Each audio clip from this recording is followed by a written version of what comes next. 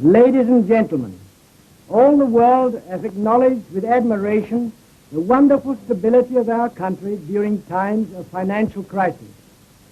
But the credit for this is yet to be given where it is due, namely to you British men and women who administer the family budget.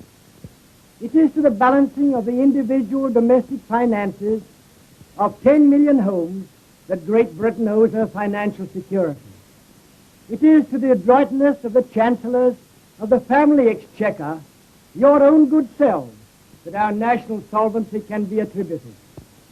No wonder I feel guilty, almost to an impertinence, in attempting to suggest even one way in which you can buy wisely, for full well I know that I speak to an audience expert in the art. Yet I have the temerity to think that I can assist you in fulfilling the new responsibility that difficult times have laid at your door, to buy strictly to your own advantage and at the same time to the advantage of your fellow countrymen. For this my film has been devised.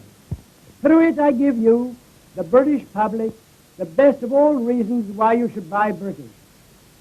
I aim to show that in doing so you stimulate progressive enterprise which is leading the world to better and more prosperous times. You now realize, I hope, that in buying British you encourage progress, that by encouraging progress you restore prosperity. I know well enough that even when you buy a product which is British, as a family chancellor, you can take no risk, and that the national stability depends upon this unremitting discrimination.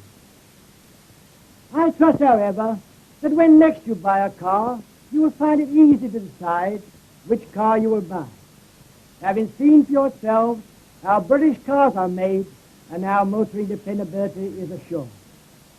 Your Austin dealer awaits your call.